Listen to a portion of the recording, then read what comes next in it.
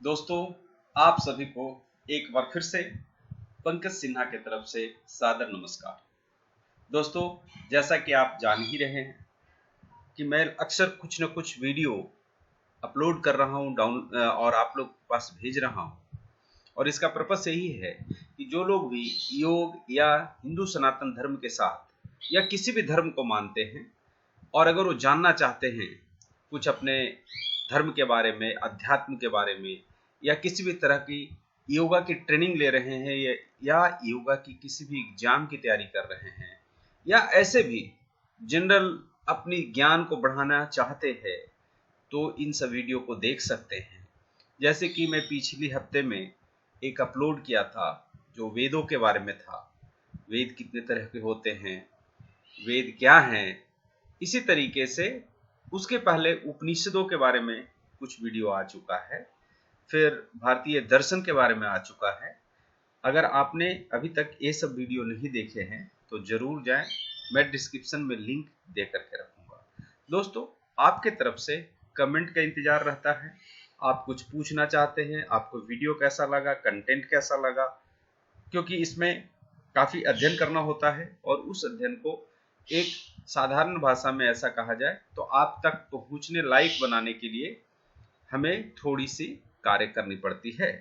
तो दोस्तों, आपका कमेंट ही हमारा प्रतिफल है, इसलिए आपकी कमेंट हमेशा ही मेरे लिए काफी एनर्जी देने वाला होता है, इसलिए इसे भूले नहीं।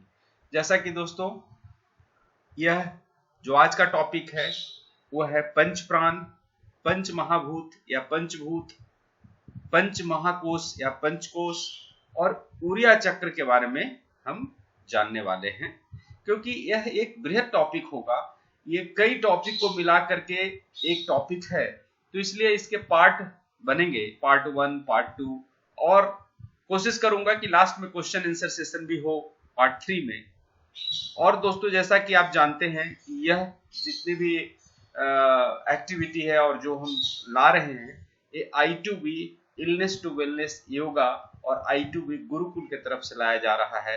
तो दोस्तों, एक बार फिर से हम अपना घंटी बजाते हैं और धार्मिक बनते हैं, तो आप भी घंटी बजा लें और चैनल को सब्सक्राइब कर लें। दोस्तों, आगे बढ़ेंगे, और इसके पहले जैसा कि आपने हमेशा ही देखा होगा कि हम कुछ प्रश्न रखते हैं। इस बार प्रश्न रिटेन अवस्था में नहीं है। मैं आपसे पूछना चाहता हूं कि हमारे पंच प्राण कौन कौन से हैं? आप जरा बताइए, जोर लगाएं। पंच प्राण कौन कौन से हैं? पंच उपप्राण कौन कौन से हैं? दूसरा प्रश्न, पंच उपप्राण कौन कौन से हैं? पंच महाभूत कौन कौन से हैं? और शरीर के पंच कोश कौन कौन से हैं? अगर आपको जानकारी है, आती है या आता है, कोई बात नहीं, और बहुत अच्छी बात है। इस ज्ञान को और बढ़ाएं, लोगों तक फैलाएं। और अगर नहीं आता है तो घबराने की बात नहीं है, आप मेरे वीडियो को लास्ट तक देखें, इसके बाद आपको कंसेप्ट पूरी तरीके से क्लियर हो जाएगा। आप हर तरह के प्रश्न को सॉल्व कर पाएंगे और पूरे मार्क्स लेके जाएंगे। तो दोस्तों, हम लोग आगे की तरफ अपनी यात्रा को शुरू करते हैं। चलिए, तो दोस्तों, यहाँ पर एक पिक्चर दिख रहा है, शायद आपको भी अच्छे तरीके से दिख रहा है। यह मैंने बनाया है। मेरे हिसाब से यह कोई अच्छा चित्रकारी तो नहीं है, बट हमने एक छोटा सा कार्टून के जैसा बनाने की कोशिश किया है, जिससे कि मैं आपको समझा पाऊं और आपको शायद समझ में आ जाए, तो हमारा ये जो पिक्चर बनाना है वो चरितार्थ हो जाएगा। तो दोस्तों, हम सबसे पहले बात करने वाले हैं पंच प्राण के बारे में। इसे कई बार पंच वायु भी कहा जाता है, इसलिए अब कभी प्रश्न आए कि हमारे शरीर में पंच वायु का नाम बताएं, तो आप कंफ्यूज ना हो, उसे पंच प्राण ही समझे। तो आपको इस तरीके से मैं बताने वाला हूं जिससे कि आप पूरी लाइफ टाइम भूलेंगे नहीं। एग्जाम के टाइम में कोई भी प्रश्न आए तो भी आप उसका आराम से आंसर दे पाएंगे, इसलिए थोड़ा शॉर्ट में लिखा हुआ है। मैं एक एक करके थोड़ी बृहत रूप करते जाऊंगा। तो सबसे पहले दोस्तों, आपको मैं एक बार ब्रीफ कर देता हूं। देखिए, यह जो पिक्चर है, इस पिक्चर में आकृति के हिसाब से यह है सर और यह है कंठ। तो सर से लेकर के कंठ तक का जो प्राण होता है उसे उदान कहेंगे। अब उदान नाम याद रखने के लिए, उदान मतलब ऊपर, ऊ से उदान, ऊ से ऊपर, तो सबसे ऊपर जो हमारे शरीर का पार्ट है हेड से लेकर कंठ तक, इसे उदान प्राण कहते हैं। दूसरी बात, कंठ से लेकर के हृदय तक इसे प्राण कहेंगे। ठीक है, अब हम आगे आते हैं, हृदय से लेकर के नाभि तक ये जो जगह है, हृदय से लेकर के नाभि तक का जो जगह है उसे हम समान कहेंगे। और नाभि से लेकर के पैरों तक नीचे तक जो भी एरिया है वहां जो प्राण रहता है उसे अपान कहते हैं। अब देखिए, इसको याद करने का एक तरीका बताता हूं। हम हमेशा बोलते हैं आप मेरे प्राणों से प्रिय हैं, कहां पर हाथ रख के बोलते थे? हृदय के पास। तो आप समझे जो प्राण है वह कंठ से लेके अनाहत चक्र हृदय तक के जो है वो प्राण वायु या प्राण पंच प्राण का पार्ट रहता है। ऊपर वाला जैसा कि मैंने बोला कंठ से लेकर के कपाल तक के उदान प्राण रहता है। और देखो अनाहत चक्र से यानी हृदय की स्थान से लेकर के नाभि तक जो है वो समान है। अब इसका भी मैं ट्रिक दूंगा, समान कैसे याद रखेंगे। और नीचे का नाभि से लेके जो शरीर के नीचे की पार्ट है पैरों तक, अंगुलियों तक, उसे अपान कहेंगे। देखो मराठी में अपान से मिलता जुलता शब्द है अपन। अपन मतलब क्या? अपन लोग मतलब हम लोग। देखो अपन मतलब बोलते हैं हम लोग। 95% जो पॉपुलेशन है वो कैसा है? साधारण लोग हैं, अपन लोग जैसे है। तो अपन मतलब अपन का कुछ रिलेशन है। अपन प्राण जो है ना वो प्रजनन करना, उत्सर्जन करना, जीवन बीत जाना, खत्म।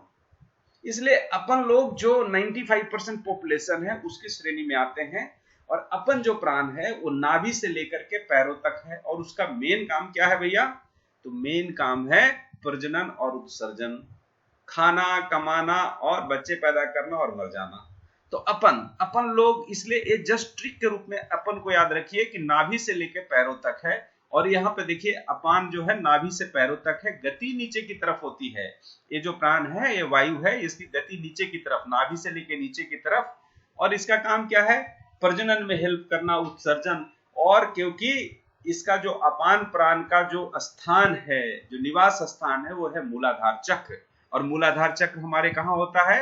गुदा क्षेत्र में होता है, जनन अंग क्षेत्र में होता है।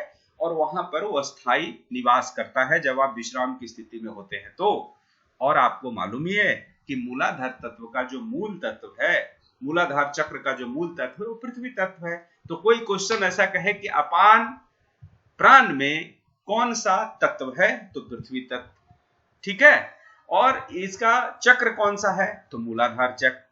इसका काम क्या है? तो प्रजनन और उत्सर्जन करना। इसका स्थान कहां से कहां तक है?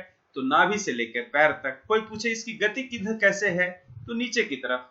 इतना ही प्रश्न आने वाला है, इसलिए इसको अपान को याद रखिए। अब उदान के बारे में बात करते हैं। उदान के बारे में जैसा मैंने हिंट दिया था, उदान ऊपर। तो उदान जो है कंठ से लेके सहस्त्रार चक्र ऊपर की तरफ है। और जैसा कि उदान है और उदान ऊपर की तरफ है, तो उदान का जो गति भी है ना वो ऊपर की तरफ है। वो अगले पेज में है, जस्ट मैं आपको यहां पर लेके आ जाता हूं। उदान जो है कंठ से कपाल तक, गति ऊपर की तरफ। और इसका काम क्या है? शब्द, उच्चारण, खड़े रहने की स्थिति, वृद्धि। आकाश तत्व है ऊपर की तरफ। देखो ऊपर की तरफ हमारा क्या है? आकाश। तो इसका तत्व भी क्या है? आकाश। और ये कहां रेस्ट करता है? जब हम रेस्ट करते हैं, हमारी शरीर रेस्ट करती है, तो यह भी उदान प्राण भी रेस्ट करता है। और हमारे गले में जो कि विशुद्धि चक्र है वहां पे रेस्ट करता है। अगर आप जालंधर बंद मंत्र जाप से यह प्राण पुष्ट होता है। तो यहां तक के हमने अभी तक समझ गए हैं।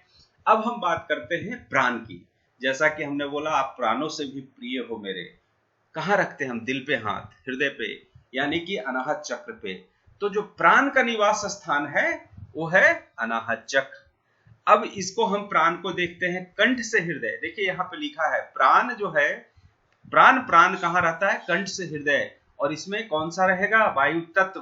भैया वायु तत्व याद रखने के लिए देखो कंठ से लेके छाती तक है, तो इसके पीछे तो लंग्स है। लंग्स में हवा होता है जब हम सांस लेते हैं, तो वायु तत्व है। गति इसको ध्यान रखिए, दो तरह से इसकी गति है। अंदर की तरफ तो हृदय है, बाहर की तरफ तो अंदर लंग्स तक के जाने के लिए अंदर की तरफ गति होगी, और शरीर का बाकी अंग नीचे है तो नीचे की तरफ। सो ये हृदय और फेफड़ों की गति को कंट्रोल करता है, ठीक है। और रेस्ट कहां करता है? अनाहत चक्र में। अब हम आते हैं समान चक्र को याद करते हैं। देखो हमारे मम्मा से हमें क्या समान मिला है जीवन में। सोचिए, आप जब जन्म लेते हो तो आपको पूरा न्यूट्रिशन मम्मा देती है। कैसे? नाभि के द्वारा। जब आप जन्म ले लेते हो तो नाभि का काम बंद हो जाता है। तो यह जो समान आपको मिला है वो मां के द्वारा मिला है, इसलिए समान जो है वो नाभि क्षेत्र को कहा जाता है, और यह स्थान है मणिपुर चक्र का। तो आप ये याद रखें कि जो समान प्राण है वो नाभि के चारों तरफ घूमता है। देखिए यहां लिखा है, समान प्राण नाभि के चारों ओर गति करता है, और इसकी गति कैसी है? अंदर की तरफ। अंदर की तरफ क्यों है भैया? क्योंकि अंदर में ही तो आपके पास पूरा का पूरा इंटेस्टाइन है, स्टोमिक है, लीवर है, एवरीथिंग। तो पाचन क्रिया, देखो यहाँ पे अग्नि तत्व है, क्योंकि अग्नि तत्व है तो वो पाचन क्रिया में सहयोग करता है। और पाचन क्रिया के बाद क्या होगा? सप्त धातु बनेगा। क्या सप्त धातु होता है? तो रस, रक्त, मांस, मज्जा, मेद, वीर्य, यह सब हमारी बॉडी एब्जॉर्ब कर लेती है। तो ये सबके लिए रिस्पॉन्सिबल कौन सा है? समान, जो कि हमें और आप सभी को अपनी माँ के द्वारा मिला होता है। तो हम अपने माँ को नमस्कार करते हैं, क्योंकि माँ ने हमें जीवन दिया है। और ये जो समान प्राण है कैसे पुष्ट होता है? तो उपवास के द्वारा, उड्डयन बंध लगाने से, या कपाल भाती से पुष्ट होता है। दोस्तों, अब हम बात करते हैं कि हमने अभी तक उदान प्राण देख लिया, प्राण प्राण देख लिया, समान प्राण देख लिया, अपन लोग का अपान प्राण भी देख लिए। अब पांचवा क्यों रह गया भैया? तो पांचवा जो है उसका नाम है व्यान प्राण।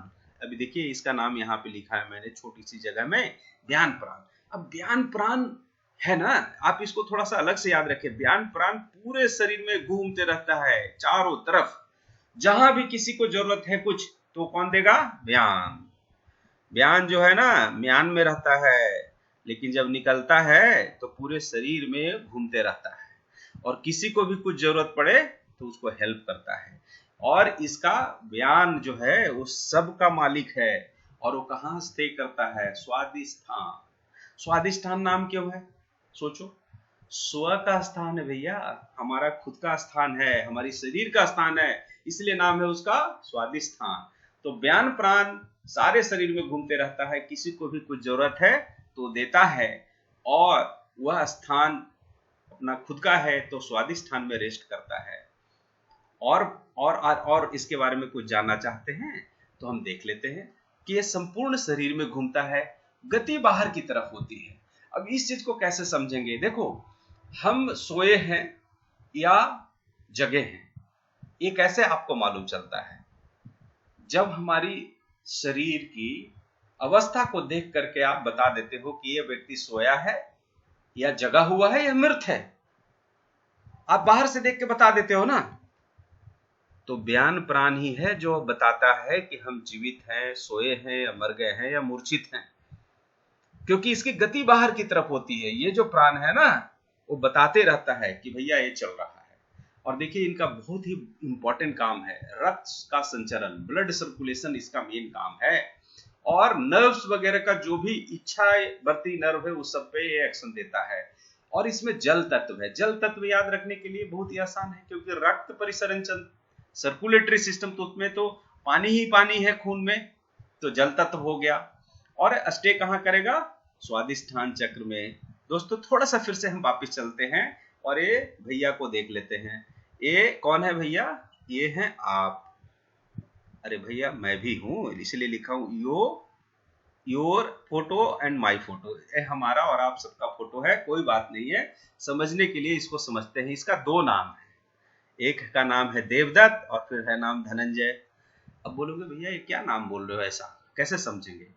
तो देखिए ये तो हम पंच प्राण के बारे में जान गए, उदान प्राण, प्राण प्राण, समान प्राण, अपान प्राण और व्यान प्राण कहाँ रहता है, कौन से चक्र में है अवस्थित, ये सब जान गए। ये पांचों प्राण के 5 उप प्राण भी होते हैं। अब उदान का जो उपप्राण है ना, उसका नाम है देवदत्त। ठीक है, जो उदान प्राण का उपप्राण है उसका नाम है देवदत्त। जो प्राण है उसका उपप्राण है नाग, उसका नाम। और समान प्राण का जो उपप्राण है उसका नाम है कृकल। और अपान प्राण का जो उपप्राण है उसका नाम है कुर्म। और जो भैया व्यान प्राण यानी पूरे शरीर में जो घूमते हैं और म्यान से बाहर निकलते हैं तब पूरे शरीर में घूमते रहते हैं, ये है इनका उपप्राण का नाम है धनंजय। अब देखिए इन सबों का काम क्या है।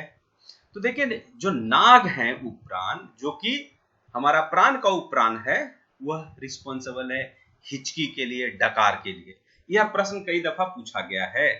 हिचकी किस उपप्राण के वजह से होता है? तो नाग उपप्राण के वजह से होता है।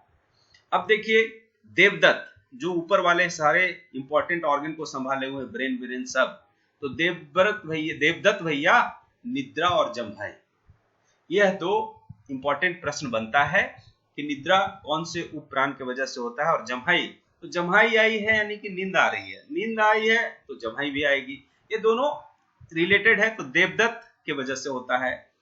अब बच गया कुर्म। कुर्म किसका उपप्राण है? अपान का, अपन लोगों का भैया, सबसे साधारण कुर्म। तो कुर्म जो है आंखों को झपकना, यानी हम जिंदा हैं, यह बताते रहेगा। आंखों को झपकना कुर्म के वजह से, नम रखना, आंखों को सुरक्षा देना, ये सब कुर्म का काम है, उपप्राण का काम है। सबसे इंपॉर्टेंट हमारे म्यान से जो निकलेंगे व्यान जी, ये धनंजय प्राण पूरे शरीर में घूमते हैं। ये आपके जन्म से लेके मृत्यु के बाद भी आपका साथ नहीं छोड़ते।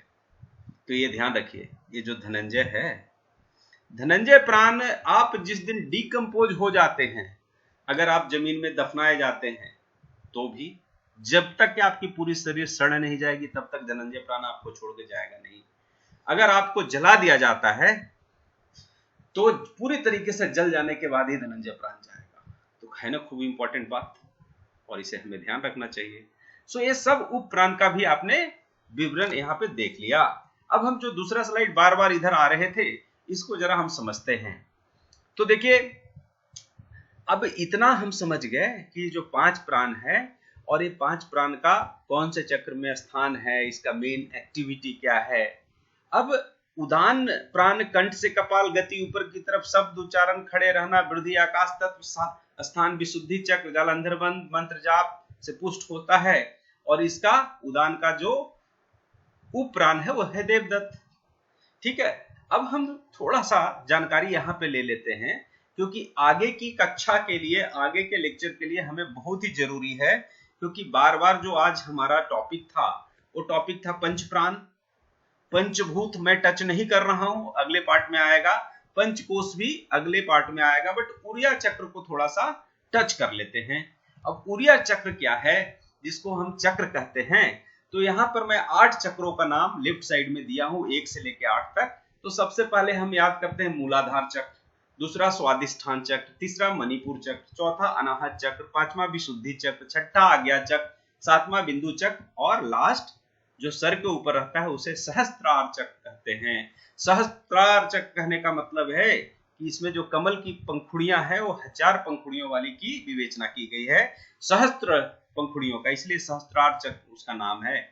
सबसे पहले मूलाधार चक्र, जो कि हमारे जनन अंग मूल के पास रहता है, ये 4 पंखुड़ियों वाला कमल का फूल है। कमल का फूल के जैसा उसका एक रचना बताई जाती है, और हमारी जो मेरुदंड है उसके पास होता है, यानी नीचे की तरफ, सबसे नीचे की तरफ 4 पंखुड़ियों वाली परिक्रमा की गई कमल की पंखुड़ियों वाला मूलाधार चक्र। इसका मूल मंत्र लम है, और इसके देवता गणेश जी हैं, रंग लाल है।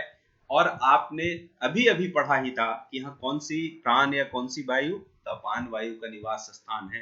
कार्य क्या है, तो प्रजनन उत्सर्जन, अभी हमने पढ़ा था। अब हम बात करते हैं स्वादिष्ठान चक्र। स्वादिष्ठान चक्र 6 पंखुड़ियों वाला है, और इसका स्वादिष्ठान बम, इसका मूल मंत्र है। और देखिए स्वादिष्ठान है, अब कैसे हम लोग याद रखें, बम बम। देखो बम को हम BOMB बम से याद करते हैं, अगर बम ब्लास्ट हो गया ना तो हम लोग खत्म हो जाएंगे। तो स्वादिष्ठान हमारा खुद का घर है भैया, हमें सुरक्षित रखना है, इसलिए बम बम कुछ नहीं होना, बम ब्लास्ट नहीं करना, इसलिए बम। और स्वादिष्ठान है, हमारा खुद का स्थान है, तो कौन? ब्रह्मा देव का वो स्थान है। और भैया आपने अगर संतरी कलर जो है ना, ऑरेंज, संतरी मतलब पहरेदारी नहीं किया वो दूसरे मीनिंग से, तो बम फट जाएगा। इसलिए संतरी कलर का है ऑरेंज, और कार्य क्या है? सक्रिय रहिए, नहीं तो बम ब्लास्ट हो जाएगा, और विकासशील बनिए। सो स्वादिष्टान चक्र 6 पंखुड़ियों वाला बम मूल मंत्र, ब्रह्मा का स्थान, ऑरेंज कलर, सक्रियता और विकासशील है। तीसरा मणिपुर।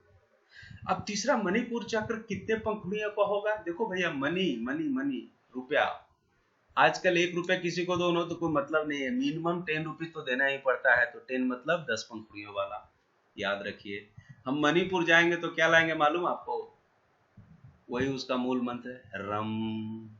ठीक है, आगे बढ़ते हैं। चलिए, मजाक कर रहा हूं, बट उसका मूल मंत्र है मणिपुर से रम।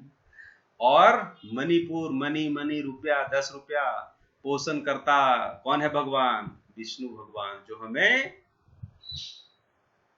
पोषण करते हैं, तो विष्णु भगवान उसके देवता है। विष्णु भगवान का कपड़ा कैसा होता है? पीतांबर, तो पीला रंग भी हो गया। स्फूर्ति ऊर्जा का, ऊर्जा मनी तो ऊर्जा ही देता ना भैया, एनर्जी देता, तो स्फूर्ति और ऊर्जा का कार्य है इसका। अनाहत चक्र हृदय में है।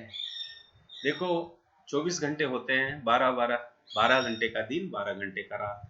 इसको आप ऐसा समझे कि 12 पंखुड़ियों वाला है, दिन हो या रात, 12 घंटे बेचारा ये धक धक धक धक करते ही रहता है, तो 12 पंखुड़ियों वाला है।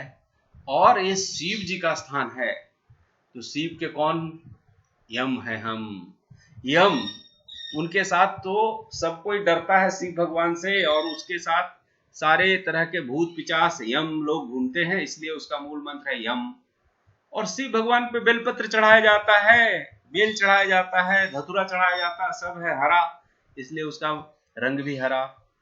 और देखो अनाहत चक्र, आपने देखा ही कि ये जो चक्र है किसका स्थान है? भूल गए? पीछे आ जाइए। अब देखिए, अनाहत चक्र प्राण, प्राण का स्थान है, जो कि श्वसन और हृदय गति के लिए इंपॉर्टेंट है। तो यहाँ पर जो अनाहत चक्र है वो हरा है, और श्वसन सर्कुलेशन के लिए रिस्पॉन्सिबल है, और प्राण का निवास स्थान है। अब हम बात करते हैं विशुद्धि चक्र। देखिए, यह एक आपको याद रखना है, विशुद्धि चक्र। कहा जाता है कि कृष्ण भगवान इतने तगड़े विशुद्धि चक्र के मालिक थे कि वो अच्छी अच्छी बातें करके लोगों को मंत्रमुग्ध कर दिया करते थे। 16 गुणों के मालिक थे वो। तो यहाँ पर पंखुड़ियों 16 है, और वो हम और आप भी बन सकते हैं विशुद्धि चक्र के महान एक्टिवेटर। तो हम उसका मूल मंत्र है। 16 विभूतियों का गुणवान इसके देवता जो भी हैं वो हो सकते हैं। और हल्का नीला, गाढ़ा नीला नहीं, हल्का नीला इसका कलर है। हमारे जैसे कृष्ण भगवान थोड़े हल्के साबले थे, और इसको एक्टिवेट हो जाने से व्यक्ति गायन, भाषण, 16 विभूतियों का मालिक हो जाता है। अब हम बात करते हैं, उसके ऊपर चलते हैं, विशुद्धि चक्र के आज्ञा चक्र। आज्ञा चक्र भैया वो दोनों भावों के बीच में होता है, और इसका 2 पंखुड़ियों वाला होता है, इतना याद रखिए। और ओम इसका मूल मंत्र है। और इसके बुद्धि के देवता आप किसी को भी बोलते हैं, जहां से ज्ञान बुद्धि आपको मिले वो सब बुद्धि। और गहरा नीला इसका कलर है, ज्ञान बुद्धि का केंद्र है। अब उसके बाद बिंदु चक्र है। यहाँ पे याद रखिएगा, एक क्वेश्चन कई बार पूछा गया है, बिंदु चक्र कितने पंखुड़ियों की परिकल्पना की गई है? तो 23 पंखुड़ियों की परिकल्पना की गई है। शिवोहम इसका मूल मंत्र है। और आपको मालूम होगा अमृत रस यहाँ से टपकता है, और वो हमारे मणिपुर चक्र तक आता है, और व्यक्ति अमर हो जा सकता है। पहले के जो ऋषि मुनि थे वो बिंदु चक्र को एक्टिवेट करके अमृत को प्राप्त करते थे, यानी कि बिंदु चक्र से अमृत रस टपक करके और वो नाभि तक जमा होता था। और इसकी कोई कलर नहीं होती है, ट्रांसपेरेंट होता है। चेतना शक्ति इसका मेन, अगर आप मेडिटेशन करते हैं तो चेतना शक्ति बढ़ती है। अब लास्ट में सहस्त्रार 1000 पंखुड़ियों का है। इसका कोई मूल मंत्र दिया हुआ नहीं है, बट परम शांति ही इसका आप समझो मूल मंत्र है। और यह जब एक्टिवेट हो जाता है तो आदमी मोक्ष को प्राप्त हो जाता है। एकाग्रता, मेमोरी इसको एक्टिवेशन से बढ़ता है। तो दोस्तों, मेरे हिसाब से मैंने कंप्लीट कर लिया है।